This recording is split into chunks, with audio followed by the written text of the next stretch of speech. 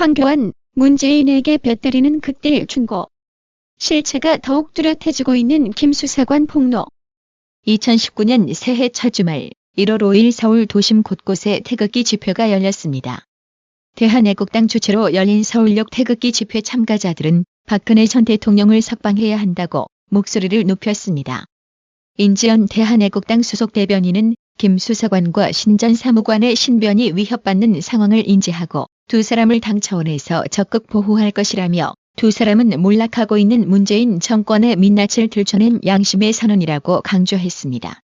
조원진 대한애국당 대표도 신 전 사무관을 고발한 일은 독재 정치의 일환이고 자유민주주의 국가 내에서 있을 수 없는 일이라며 박 전 대통령의 탄핵을 이끈 손혜원 의원이 내부 고발을 한 고영태에게 한 것과 너무 다르지 않느냐고 말했습니다.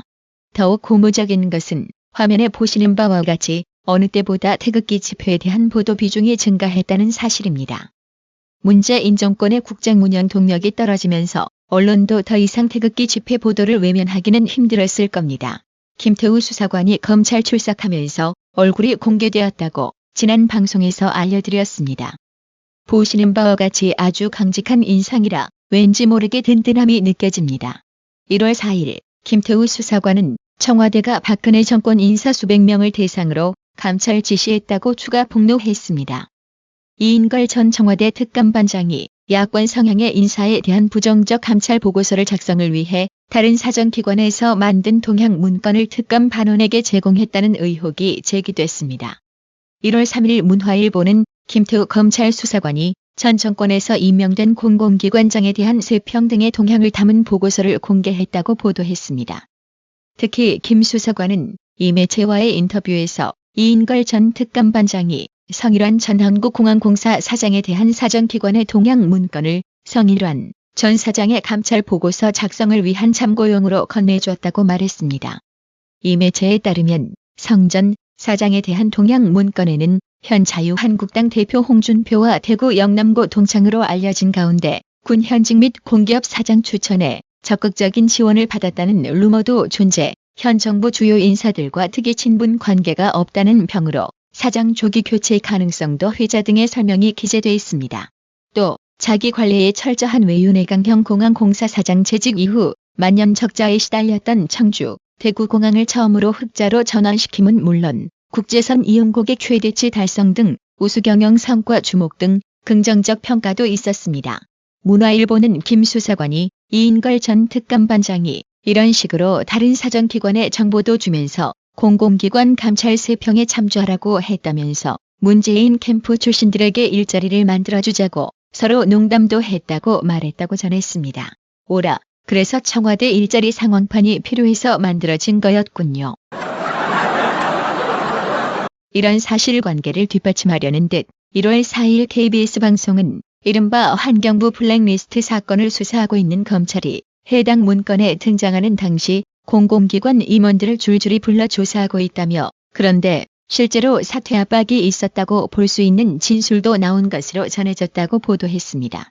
전병성 전 한국환경공단 이사장은 환경부가 지난해 1월 작성한 8개 공공기관 임원 사퇴 동향 문건에서 사표 제출 예정으로 분류됐던 인사입니다.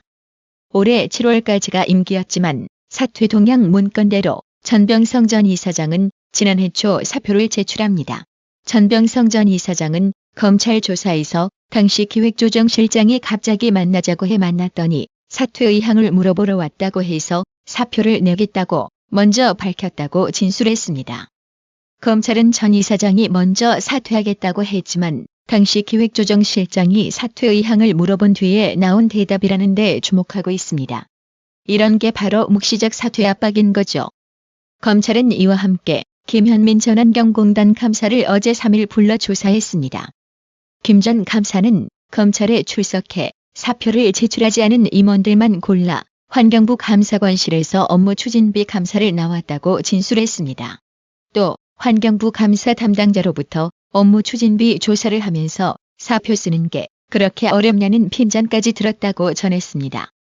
이 밖에 김정주 전 한국환경산업기술원 환경기술본부장이 참고인 출석을 하는 등 검찰은 환경부 문건에 대한 수사에 박차를 가하고 있다고 KBS 방송은 보도했습니다. 해당 기사의 온라인 누리꾼들은 내로남불 정권이라며 성토일색입니다. 그중에서 베스트 네티즌 댓글은 결코 정치 보복은 없을 것이라고 선한 얼굴에 가면을 쓰고서는 뒤에서는 서슬퍼른 정치 보복의 칼춤을 춘 정권. 정치적 숙청 작업 후에는 자기 사람들로 채우기 위해 무차별적인 낙하산 인사 단행. 이 정권의 추악하고 더러운 민낯이 드러날 때마다 그 파렴치함에 놀란다라고 힐난했습니다. 특히 주목해야 할 인물은 문재인 정부 초대 환경부 장관 김은경. 김은경 전 장관은 얼마 전 김태우 수사관이 밝혔듯이 특감반에 의해 사찰당한 장관이기도 합니다. 그렇다면 문재인 정권 인사인데 왜 사찰을 당했을까요? 그것은 흑산도 공항 반대 이유라는 설이 바다합니다. 문재인 정권에서 경질된 환경부 장관이 아이러니하게도 환경부 산하 공기업 임원들 전했다고 자유한국당에게도 고발당했습니다. 1월 5일 국회에서의 김은경 전 장관과 의원 간의 속기록이 공개되었는데 여기서 김은경 장관이 사표를 종용한 사실을 인정했습니다. 다음은 오늘 공개된 국회 속기록 내용입니다. 김동철 의원이 환경공단 이사장과 임원들이 지금 다 사표를 제출한 상태지요? 라고 물었고 김은경 장관은 예라고 대답합니다. 김동철 의원이 다시 당사자들이 사표를 낸 겁니까? 장관님께서 사표를 내라고 한 겁니까? 라고 질문했고 김은경 장관은 사표를 내시도록 부탁을 드린 것 같습니다고 답했습니다. 이에 김동철 의원은 청와대하고 상의해서 했습니까? 장관님 판단입니까? 라고 질문했고 김은경 장관은 환경관리공단의 임명 권한은 사실 제게 없습니다고 답했습니다. 속기록에서도 나타났듯이 김은경 전 장관은 딱 봐도 좌파 냄새가 나지 않은 독하지 않은 성품이라 검찰 조사를 받으면 사실관계를 털어놓을 인물입니다. 1월 4일 자유한국당은 전 청와대 특감 반원인 김태우 검찰 수사관과 신재민 전 기획재정부 사무관의 폭로 논란과 관련 강경화 외교부 장관과 김현미 국토교통부 장관, 표진 국가보훈처장, 이성춘 보훈처 보훈선양국장, 백원우 청와대 민정비서관 등을 직권남용 및 직무유기 등의 혐의로 추가 고발하기로 했습니다.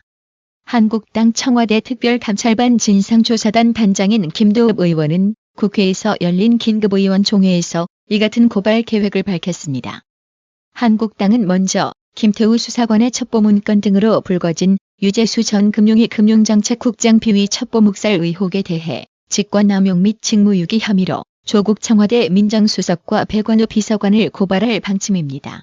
앞서 한국당은 최종구 금융위원장이 백원우 비서관으로부터 유재수 전 국장을 인사조치하라는 연락을 받았다고 한다며 청와대 민정수석실의 금융위 인사 개입 의혹을 제기한 바 있습니다.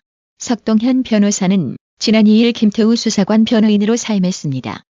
그는 사임 이후로 김 수사관 변호가 정치적으로 해석되고 있는 상황을 경계하기 위함이라고 설명했습니다. 이와 관련해 석 변호사는 수임 과정에서 자유한국당의 개입이나 사전 연락이 전혀 없었고 정당의 입장과 별개로 독립적으로 변호를 맡기로 했던 것이라며 그 정당의 전직 당협위원장이었다는 점 때문에 마치 한국당과 연계 속에서 변호를 하는 것처럼 오해 내지 모함할 소지가 생기고 있다고 말했습니다. 1월 5일 황교안 전 국무총리는 청와대 집무실 광화문 이전이 사실상 무산된 데 대해 명백한 대국민 설명이 있어야 한다고 촉구했습니다.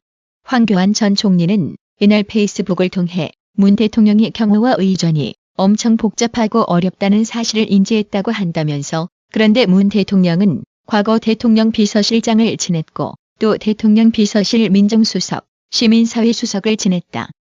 이제야 경호와 의전이 복잡하고 어렵다는 것을 인지하게 된 것인가라고 반문했습니다. 그러면서 그 이전에 몰랐다면 그 자체가 심각한 것이고 알고도 공약을 했다면 국민을 기만한 것이다. 국민과 소통하는 정부라면 이에 대한 명백한 대국민 설명이 있어야 할 것이라고 밝혔습니다. 황교안 전 총리는 지금이라도 잘못된 공약을 바로잡는 것은 잘했다면서도 그런데 그 외에도 많은 잘못된 정책들이 현재 추진되고 있다. 탈원 전, 최저임금의 과격한 인상, 과도한 근로시간 단축, 비정규직의 무리한 정규직 전환, 무분별한 재정 낭비 등 잘못된 것을 알았다면 과감하게 바꿔야 한다. 그래야 우리 경제가 살고 민생이 회복될 수 있는 것이라고 충고했습니다. 마지막으로 반가운 뉴스 하나 전하겠습니다. 제동욱 전 검찰총장의 혼외자 의혹과 관련해 개인정보를 불법 조회하는 데 관여한 혐의를 받는 남재준 전 국정원장이 1심에서 무죄를 선고받았습니다. 법원은 남재준 전 원장이 혼외자 첩보에 대해 부정적인 반응을 보인 점 등을 들어 범행에 개입하지 않았다고 판단했습니다. 또 검찰의 의심과 달리 국정원의 혼외자 첩보 검증은 검찰 수사 방해와 무관한 것이라고 봤습니다. 최승영님, 윤현영님, 구독료 후원 정말 감사드립니다. 나라의 TV는 보다 더 양질의 컨텐츠를 생산하기 위해 자발적 구독료를 후원 형식으로 받고 있으니 많은 성원 부탁드립니다. 시청해주셔서 감사합니다. 구독은 꼭 눌러주세요.